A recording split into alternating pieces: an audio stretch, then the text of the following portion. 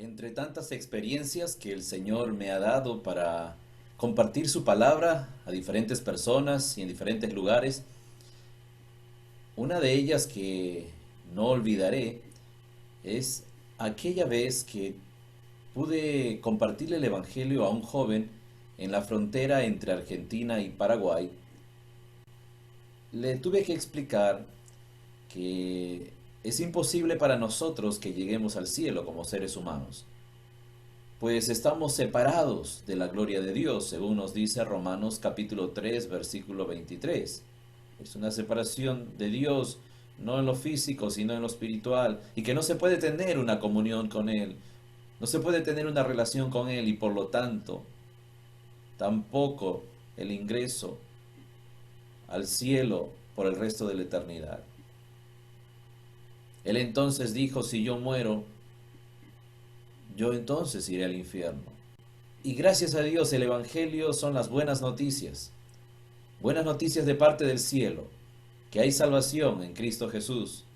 Y le cité las palabras del Señor Jesucristo en San Juan 5:24, cuando el Señor Jesucristo dijo que quien creyera en Él, entonces no vendría más a condenación, pues esa persona ha pasado de muerte a vida. Le expliqué de la importancia de creer en el sacrificio de Cristo en nuestro lugar, muriendo por nuestros pecados, pero que resucitó al tercer día y que hoy está vivo y quiere darnos salvación.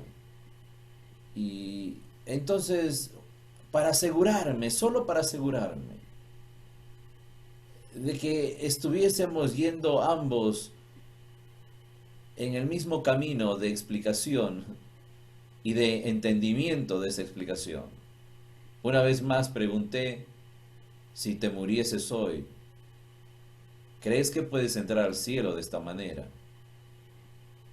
Y él dijo, sí, voy a ir al cielo. Pero momentos atrás, él mismo había dicho que se iba a ir al infierno, que él estaba seguro de que había cometido pecados, era consciente de eso. Y leyendo la Biblia, escuchando el mensaje de la palabra de Dios, también se había dado cuenta que su destino eterno era el infierno. Entonces yo, un poco incrédulo de lo que él me estaba diciendo, o pensando que no me está entendiendo lo que estoy preguntando una vez más, dije, pero si te mueres así con tus pecados, ¿crees que Dios te recibiría en el cielo? Él dijo, sí, voy al cielo. Le dije, pero hace un momento tú mismo me dijiste de tus propios labios que eras consciente de tus pecados y que el lugar que te tocaba era la muerte eterna, la separación de Dios. Él dijo, sí, eso dije hace rato cuando me hizo usted la pregunta, pero después de toda su explicación, yo ahora creo que voy al cielo. ¿No me leíste un versículo donde dice que si creo en el Señor Jesucristo y en su muerte en la cruz, entonces seré salvo y tendré vida eterna? ¿No me dijiste, según lo que leíste en la Biblia, que el regalo de Dios es vida eterna? Y yo dije, sí, eso es lo que te expliqué. Y él dijo, inicialmente, sí, yo sabía que iba al infierno, pero ahora estoy muy seguro que voy a ir al cielo, porque ya creí en Jesucristo como mi Salvador. Y yo pregunté, pero ¿en qué momento creíste? Y él dijo, cuando me estuviste explicando, en ese momento creí.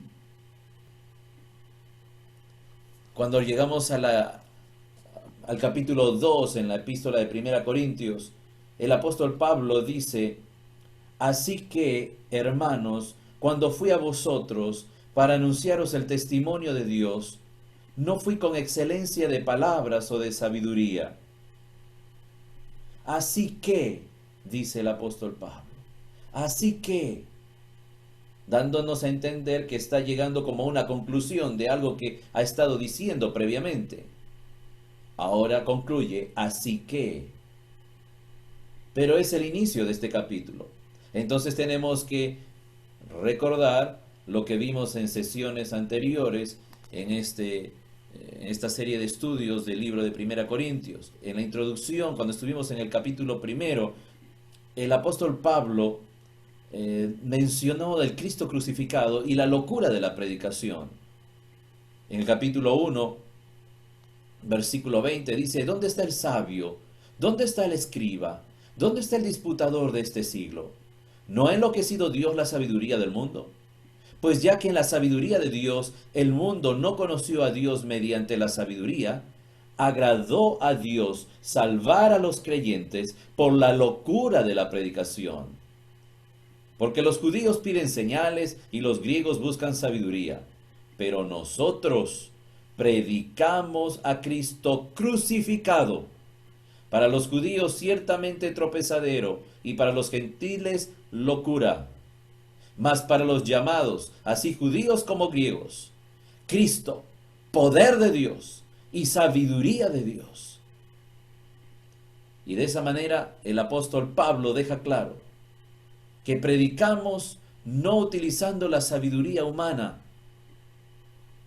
sino la sabiduría que proviene de Dios, lo cual incluye la locura de la predicación.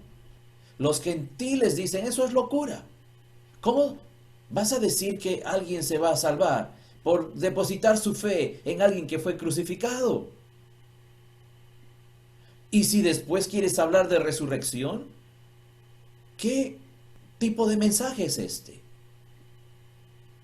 Recordemos que Pablo tuvo esta experiencia en Atenas, cuando está predicando de Jesucristo. Aquellos filósofos que seguían la filosofía de los grandes representantes de esta rama del saber entre los griegos, filósofos que hasta el día de hoy se estudian en nuestras casas de estudio, ya sea de nivel primario, secundario y también en las universidades. Mucho de lo que estudiamos está basado en la filosofía de los griegos. Pablo tuvo la oportunidad de hablar con aquellos que fueron directamente influidos por la filosofía de representantes griegos de la filosofía precisamente, y que sus nombres son conocidos hasta nuestros días. Pablo tiene la oportunidad de estar con ellos y predicarles. Mientras él está hablando con ellos de palabras que ellos quieren oír, todo estaba bien y le escuchaban. Pero cuando él menciona la resurrección, ya no quisieron escucharle más. Y dijeron: ¿quién es este? ¿Y quién es este palabrero que está diciendo todas estas cosas? Y tomaron en poco, menospreciaron el mensaje del Evangelio, porque para ellos no tenía la altura de las exposiciones que ellos daban. Parece que a Pablo el apóstol le marcó mucho esta experiencia en Atenas. Después de Atenas él tuvo que ir a Corinto, y allí comenzó la iglesia con estos hermanos a quienes tiempo después les escribe esta epístola, cuando él ya está en la ciudad de Éfeso, fundando allí otra iglesia. Pero él les recuerda, porque asocia Corinto, la ciudad a la que fue después de su experiencia en Atenas. Y le quedó claro a Pablo, el apóstol, que no vamos a ganar las almas para Cristo, que no vamos a compartir el Evangelio con sabiduría de los hombres, porque la esencia del mensaje del Evangelio, cuando llegamos a la esencia misma, el Cristo crucificado, y él lo menciona de manera reiterativa, dice: nosotros predicamos a Cristo crucificado. Locura para los que se pierden, locura para estos griegos. Pero no importa si ellos lo consideran como locura, porque para nosotros es poder de Dios. Para los que son llamados, para nosotros es salvación. Y como él dijo a los hermanos de Roma, en Romanos capítulo 1, versículo 16, él asegura en ese versículo que el poder del mensaje de Dios es realmente eso, es poder de Dios para salvación. Que él no se avergonzaba de ese mensaje, porque el mensaje del Evangelio es poder para salvación. Pero ahí viene la siguiente parte de esa expresión de Pablo. Es poder de Dios para salvación a todo aquel que cree. Al que no cree, pues el poder del Evangelio no se manifiesta en la vida de esa persona. Es necesario creer en el mensaje del Evangelio. A todo aquel que cree, dice él en Romanos capítulo 1, versículo 16. Al judío primeramente y también al griego. El mensaje del Evangelio es para todos, pero tanto judíos con su religión basada en las experiencias o en la doctrina que Dios le diera a Moisés en el monte Sinaí, y de allí en adelante la ley, los profetas y los salmos. Ellos basaban su religión, basaban su doctrina en el Antiguo Testamento, y bien, pero aunque ellos eran conocedores de la teología, cuando se habla del Cristo crucificado, también ellos necesitan creer, porque si no, el poder del Evangelio no se manifiesta en sus vidas. Y cuando el Evangelio llega a los griegos, cuando el Evangelio llega a los gentiles, y es Pablo el apóstol, el encargado, el apóstol a los gentiles, el que va y predica en todo ese imperio, en todos en esas ciudades, en ese mundo conocido de aquel momento, él sigue predicando el mismo mensaje del Cristo crucificado. Hay que creer en él y hay poder en ese mensaje, pero es necesario creer. Así que Pablo, después de esa experiencia que tuvo con aquellos filósofos en Atenas, creo que le quedó muy marcado para su ministerio, que no iba a recurrir nunca a la sabiduría, entre comillas, sabiduría de los hombres, sabiduría de este mundo, para comunicar el poderoso mensaje del Evangelio. Lo haría sin alterar la esencia, sin disfrazar la esencia. Iba a predicar a Cristo y a este crucificado, aunque a muchos no les agrade el mensaje del Cristo crucificado. Pero él le queda claro, necesitamos seguir predicando de esa manera. Por eso es que en este capítulo 2 él comienza diciendo, así que, por toda esa experiencia y por lo que ya les dije en el capítulo 1, así que hermanos, cuando fui a vosotros para anunciaros el testimonio de Dios, no fui con excelencia de palabras o de sabiduría. Y Pablo el apóstol tendría mucho de esto que él menciona aquí, excelencia de palabras o de sabiduría. A Pablo no le faltaba esto si pensamos en él como el ser humano que creció en Tarso, una ciudad universitaria donde aprendió el griego koiné, que era el idioma utilizado en sus tiempos en todo ese imperio. Era el idioma común para las comunicaciones, para los negocios. Y él tuvo el privilegio de aprender esto desde muy joven, porque vivió en la ciudad de Tarso, cuando todavía no se llamaba Pablo, cuando aún se llamaba Saulo. En esa ciudad universitaria, donde estaba una cuna de conocimientos, gracias a las universidades, él tiene el privilegio de aprender el griego koiné. También, por otro lado, aprendió el hebreo desde muy joven y el arameo. De hecho, se sabe que Pablo el apóstol memorizó antes de su encuentro con Jesucristo, antes de ser el apóstol que hoy conocemos a través de sus epístolas. Memorizó secciones del Antiguo Testamento en los idiomas originales. La educación que tuvo le dio la oportunidad de, como decimos en criollo, de codearse con personas de esos niveles de educación.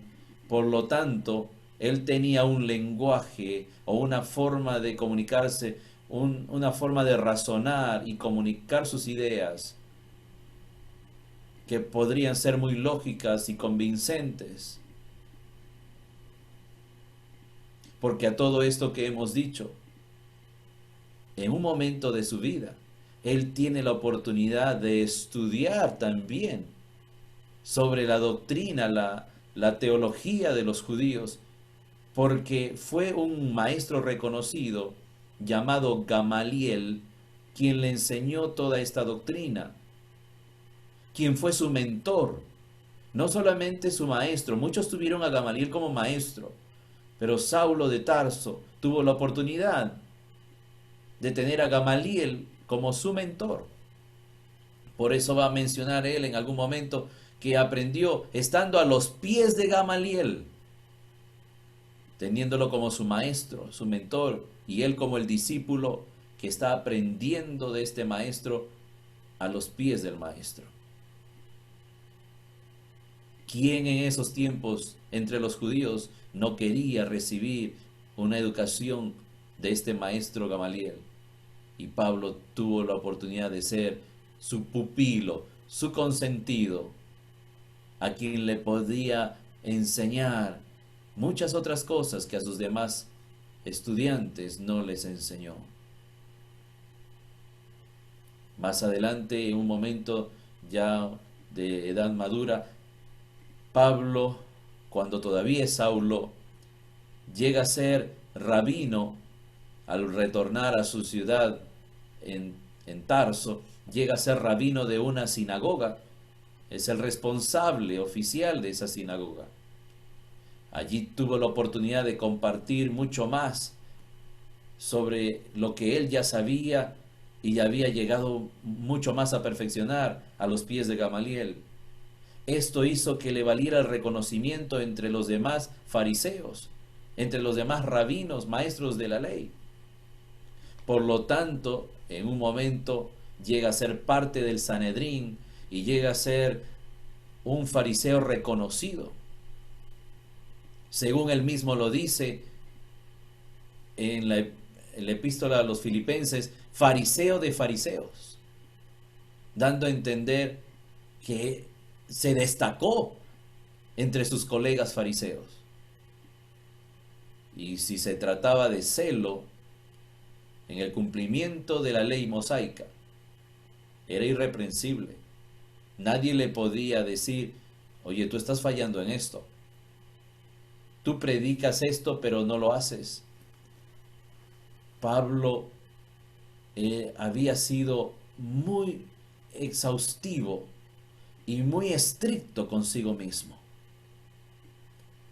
Y esta disciplina le valió el reconocimiento en su ciudad, entre sus colegas, y llegó a ser prominente, porque no solamente era un practicante del judaísmo, no solamente era un fariseo, no solamente era un maestro, lo cual ya era una admiración para muchos.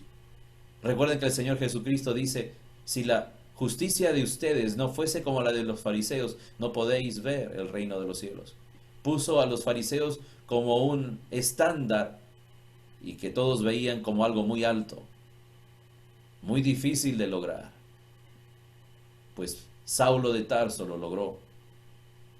Digamos que él tenía una hoja de vida impecable, un currículum vitae que muchos hoy quisieran tener. Era una hoja de vida muy codiciada en sus tiempos.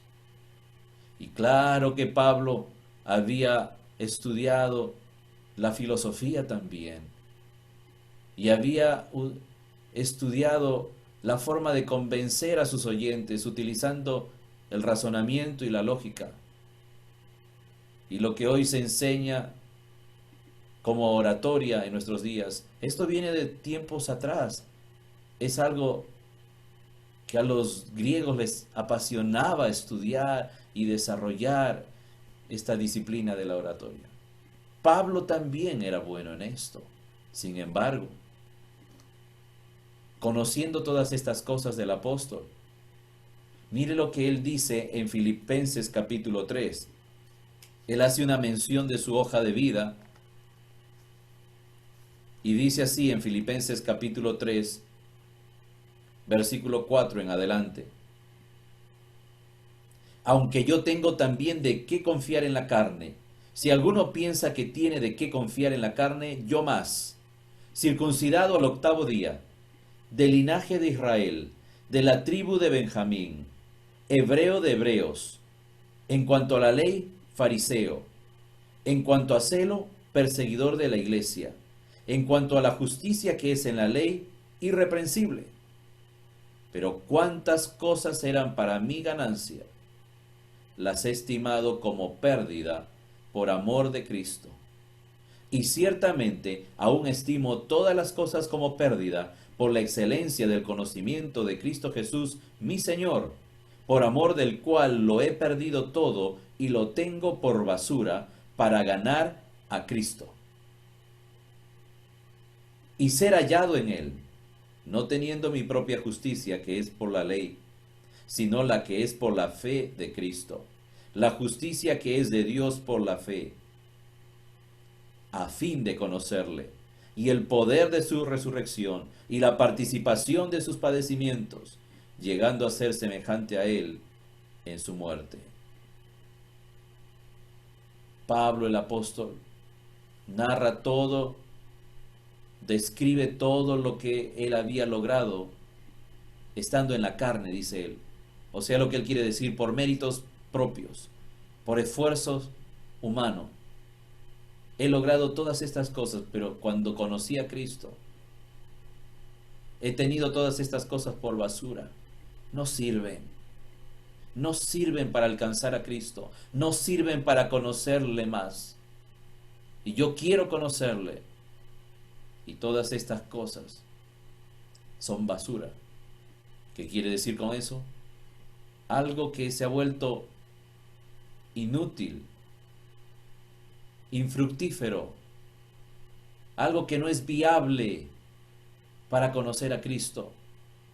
La experiencia pasada y el gran bagaje de conocimientos que él tenía no le servían para conocer a Cristo.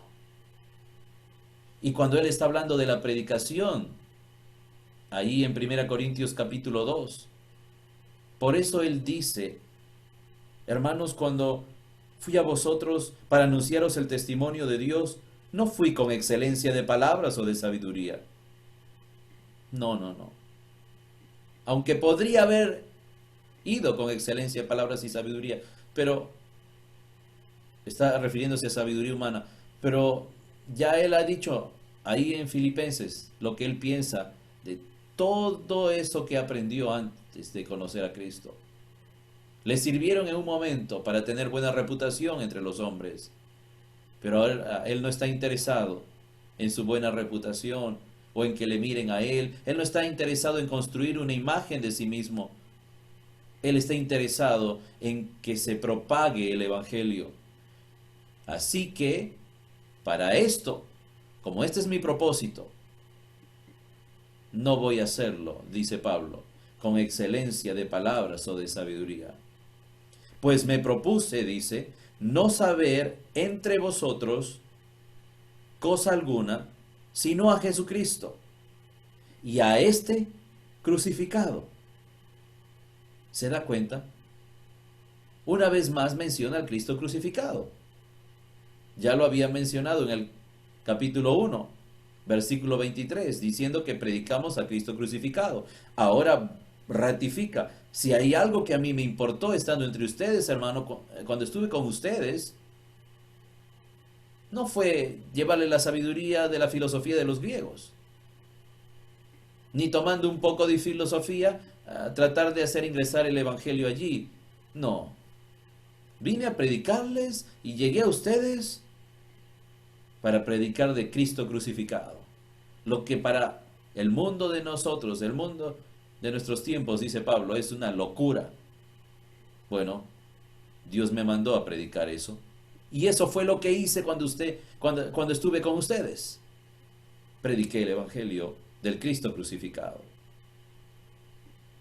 Y también dice, y estuve entre vosotros con debilidad y mucho temor y temblor. Y ni mi palabra ni mi predicación fue con palabras persuasivas de humana sabiduría, sino con demostración del Espíritu y de poder. Por un lado, él habla de debilidad. Estuve entre vosotros, dice, con debilidad. Pero luego dice, y aquí encontramos un contraste, porque él dice en el 3, versículo 3, estuve entre vosotros con debilidad, con mucho temor y temblor, pero por otro lado, en el versículo 4, dice que no vine con palabras persuasivas de humana sabiduría, sino con demostración del Espíritu y de poder. Estuve con debilidad, pero luego dice con manifestación de Espíritu y poder. ¿Por qué este contraste? Parece que Pablo se estuviese contradiciendo. Porque dice, cuando estuve entre vosotros predicando el evangelio de Cristo, del Cristo crucificado, estuve entre vosotros con debilidad, pero con demostración de poder. ¿Qué está queriendo decir Pablo? Cuando él dice debilidad, estuve entre vosotros con debilidad, con mucho temor y temblor, se está refiriendo a lo que él más adelante escribe en su segunda epístola a los Corintios, en el capítulo 10, versículo 10. Él dice esto: porque a la verdad dice, las cartas son duras y fuertes, mas la presencia corporal débil y la palabra menospreciable. ¿Qué es lo que está diciendo Pablo aquí? Bueno, él está refiriéndose a lo que los hermanos en Corinto, un grupo grande de ellos, habían hablado de él. Estaban murmurando de él. Estaban atacando su ministerio como apóstol y criticándole de manera severa. Ellos decían, Pablo se atreve todo a decirnos por carta. Pero cuando nosotros lo vemos personalmente, su apariencia es débil, su palabra menospreciable. Pero sí, su carta es dura. Versículo 10 dice eso, de 2 Corintios 10. Porque a la verdad dicen, está citando lo que decían estos que le criticaban, porque a la verdad dicen, las cartas son duras y fuertes, mas la presencia corporal débil y la palabra menospreciable. Ellos están quejando de Pablo. Están diciendo, él se atreve a decirnos todo por carta, y por carta nos dice cosas duras, fuertes. Pero ¿quién es este Pablo? Cuando lo vemos, su presencia corporal, su apariencia corporal, es débil. Y su forma de hablar, menospreciable. Ahora recordemos que el apóstol Pablo, cuando sabemos de él por el libro de Hechos de los Apóstoles y lo seguimos en sus viajes, sabemos cuánto sufrió por el Señor Jesucristo, cuánto sufrió por la causa del Evangelio. Naturalmente él nunca se quejó de eso, más bien hablaba con mucho orgullo y él dijo, si hay algo en lo cual me glorío, es en que llevo en mi cuerpo las marcas del Señor Jesucristo. Eso dice en el libro de Gálatas.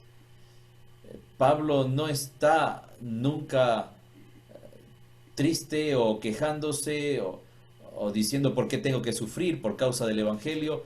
Él sabía desde el inicio de su conversión que a él le tocaba sufrir por la causa del Evangelio, pero lo hacía de buena gana. El Señor lo fortalecía, pero de que sufrió, sí es evidente en el libro de los Hechos de los Apóstoles, de que sufrió maltratos, lo golpearon con varas, lo apedrearon. En una oportunidad, tanto lo apedrearon cuando estuvo en la ciudad de Listra, lo apedrearon tanto que aparentemente lo desmayaron, porque nos narra el libro de los Hechos de los Apóstoles, cuando llegamos a la ciudad de Listra, después de ese apedreamiento, lo creyeron muerto. Daba la apariencia que ya estaba muerto. Quizá pensaron, ya lo matamos. Y lo que hicieron es arrastrarlo fuera de la ciudad. Lo dejaron afuera de la ciudad. Porque pensaron, ya está muerto.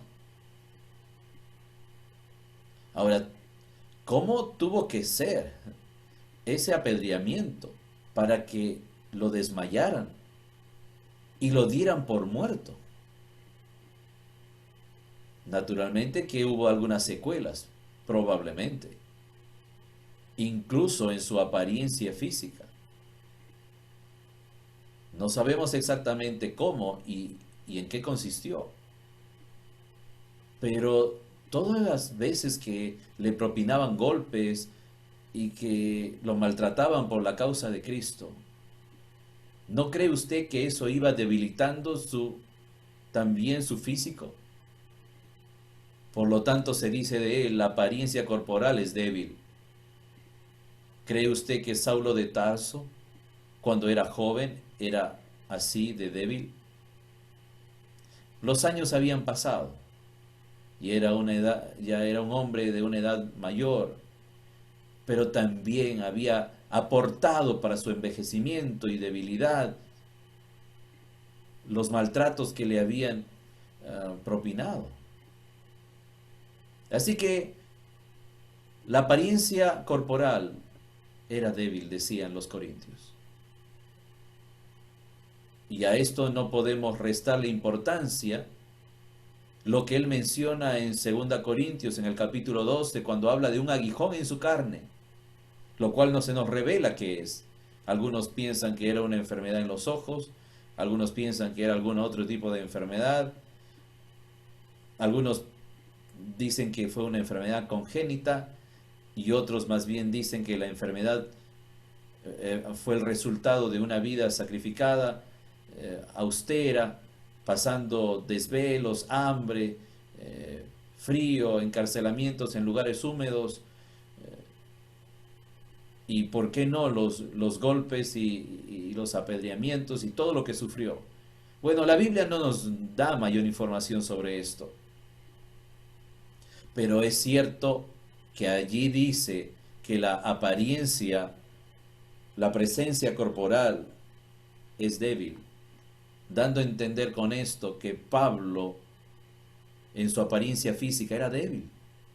Y por eso él dice, hermanos, yo me presenté a ustedes cuando les prediqué el Evangelio allí en Corinto, fue con debilidad, con mucho temor y temblor. Pero cuando él dice manifestación del Espíritu y de poder, se está refiriendo a lo que dice en 2 Corintios en el capítulo 12, en el versículo 12. Dice, con todo, las señales de apóstol han sido hechas entre vosotros en toda paciencia, por señales, prodigios y milagros. ¿Qué está diciendo Pablo? Sí, la apariencia, la presencia corporal es débil, no lo puedo negar. Y cuando estuve entre vosotros estuve con debilidad, con mucho temor y temblor. Eso cuando hablo de mi apariencia física. eso cuando les digo de cómo me sentía yo, humanamente hablando. No vine con elocuencia, con palabras persuasivas de humana sabiduría. Mi confianza no estaba puesta en eso. De hecho, si pensaba en mí mismo, dice Pablo, no había confianza en todo lo que yo había aprendido en el pasado. Por el contrario, estuve entre vosotros con debilidad, con temor y temblor. Pero cuando predicaba el mensaje del Evangelio y predicaba de Cristo crucificado, había una manifestación del Espíritu y de poder, que es el poder propio de la predicación del mensaje del Evangelio. El Evangelio de Dios es poderoso en sí mismo. Y no importa si es débil quien lo está compartiendo, humanamente hablando es débil. El mensaje del Evangelio es poderoso, que transforma las vidas y no tiene nada que ver con la elocuencia, la sabiduría humana del predicador. Porque la gloria y los méritos y la acreditación de que personas están pasando de muerte a vida no tiene nada que ver con los que portamos el mensaje, porque somos débiles seres humanos. Por eso Pablo, hablando de su ministerio en 2 Corintios, dice que tenemos este tesoro en vasos de barro. Hablando de este tesoro, que es el Evangelio, y vasos de barro que somos nosotros, que nos podemos romper fácilmente. Tenemos este tesoro en vasos de barro para que la excelencia del poder sea de Dios y no de nosotros. Y luego comienza a narrar que estamos de esta manera y de esta otra. Y comienza a describir todos sus padecimientos por causa del Evangelio. Dice: nosotros, los mensajeros, debilitados sí. Pero el mensaje que predicamos del Cristo crucificado es el que tiene poder en sí mismo y transforma las vidas. Y hermanos, dice él, cuando yo vine a ustedes, me propuse no predicar a Jesucristo utilizando humana sabiduría y palabras persuasivas de humana sabiduría, como los filósofos griegos acostumbraban dar sus enseñanzas, sus ponencias y tener seguidores, discípulos. Pablo no está interesado en discípulos de sí, no está interesado en discípulos para Pablo el apóstol. Él quiere que las personas que escuchan su mensaje, el mensaje del Cristo crucificado, sean finalmente discípulos del Señor Jesucristo. Por eso en 1 Corintios, en el capítulo 2, donde estamos justo estudiando, en el versículo 5 dice: para que vuestra fe... ¿Por qué hizo todo esto Pablo? ¿Cuál era el propósito de Pablo de dejar a un lado la humana sabiduría y dejar de un lado las palabras persuasivas de elocuencia, de oratoria? ¿Por qué dejó todo eso a un lado? ¿Cuál era su propósito? Dice el versículo 5, para que vuestra fe no esté fundada en la sabiduría de los hombres, sino en el poder de Dios. Pablo está pensando en los creyentes que están añadiéndose a la iglesia en Corinto. Tenía dos opciones. Por un lado, predicar a Jesucristo o predicar de Jesucristo a la gente con metodología humana, utilizando palabras persuasivas que iban a convencer a su público, a su auditorio. Pero Pablo no está interesado tanto en esto. Él está pensando a futuro que el fruto de la predicación del Evangelio, que son los salvados, la gente que confía en Cristo, está pensando en ellos a futuro, que permanezcan en la fe. Y Pablo sabe que él puede convencer a su audiencia con palabras persuasivas, con oratoria. Él sabe que puede convencerlos, confiando en su capacidad verbal. Pero esto probablemente le daría un resultado de muchas personas diciendo, me gusta lo que dijiste, me gusta cómo lo dijiste y, y quiero seguir escuchándote y voy a estar aquí en la próxima reunión porque quiero escucharte, escuchar a Pablo. Pero Pablo dice, tengo esa opción, pero por otro lado, la otra opción es que la fe de estos nuevos creyentes esté basada no en la humana sabiduría, en la sabiduría de los hombres, sino en el poder de Dios. Y para que esto suceda, él le queda bien claro que como comunicador del mensaje del Evangelio, va a desechar las palabras persuasivas de humana sabiduría y solo va a predicar el mensaje puro del Evangelio, que es el Cristo crucificado. Sin disfrazarlo, sin maquillarlo. No está pensando en la susceptibilidad de sus oyentes, de que probablemente se pueden ofender por lo que va a decir, o que quizá van a menospreciar su mensaje, que no les va a parecer un mensaje alturado para la época y para el contexto del mundo de los griegos. Cuando él predique de un Cristo crucificado, él no está preocupado en esas cosas. Él está preocupado en ser fiel a Dios, en ser un comunicador del mensaje del Evangelio tal como este es. Predicamos a Cristo y predicamos de este Cristo crucificado, aunque para todos los demás sea locura. No importa, no agrado a los hombres, porque si agradara a los hombres, entonces mi forma de predicar sería diferente, dice Pablo también en otra epístola. Pero no agrado a los hombres y no busco el favor de los hombres. No busco la aprobación de los hombres, sino de Dios, dice Pablo. Qué importante entender esto para nuestra época también, para nuestros días. El mensaje del Evangelio para muchos ya es obsoleto. Y varios predicadores han obviado en su predicación la parte medular, la parte esencial del Evangelio, que es el Cristo crucificado.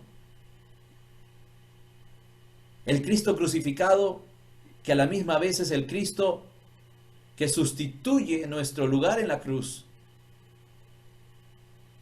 Este es el mensaje del Evangelio. Cristo es el único camino hacia Dios. Pero no es el único camino hacia Dios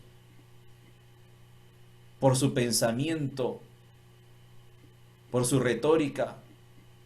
No vamos a llegar al cielo, no vamos a tener una relación personal con Dios si tomamos a Jesucristo solo como un maestro, como un gran maestro. No se trata de aceptar que Jesucristo es un profeta. La Biblia nos enseña que Jesucristo es Dios. Y Jesucristo, siendo Dios, fue una cruz y entregó su cuerpo como el Cordero de Dios que quita el pecado del mundo. Y el apóstol Juan nos enseña que la sangre de Jesucristo, el Hijo de Dios, nos limpia de todo pecado. Nos dice también el apóstol Juan en el primer capítulo de Apocalipsis, al que nos amó y nos lavó de nuestros pecados con su sangre. Ese es el Cordero de Dios. No debemos avergonzarnos de predicar del Cristo crucificado, que en Él y solo en Él hay salvación y vida eterna. No debemos avergonzarnos de portar este mensaje, de comunicar este mensaje.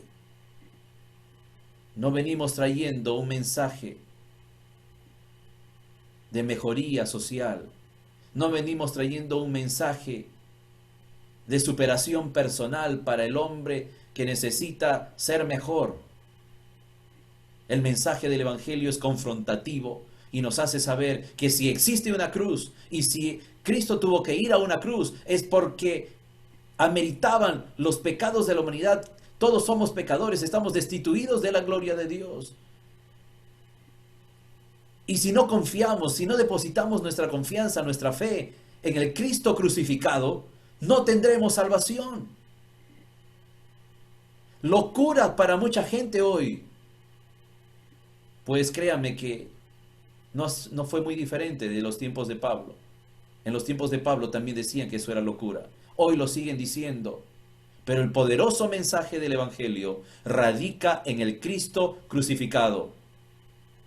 No intente adornar tanto el mensaje que en tanto lo quiera adornar, se perderá la esencia del contenido mismo que realmente es el que salva.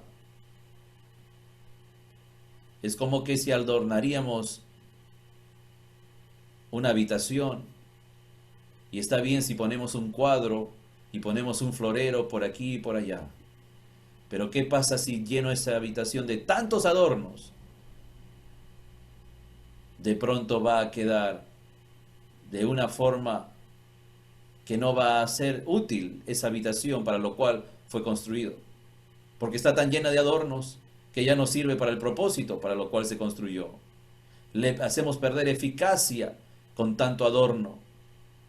Y a veces pensamos que la gente va a recibir nuestro mensaje en la medida en que yo lo adorne más, con mi elocuencia, con mi verborragia, con mi oratoria, con humana sabiduría, con palabras persuasivas de humana sabiduría.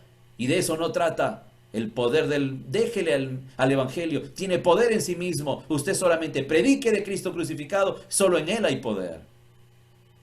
Una canción, un himno, y que nos ha identificado a los hijos de Dios ya por muchos años y se ha cantado en muchas versiones, dice de esta forma: ¿quieres ser salvo de toda maldad?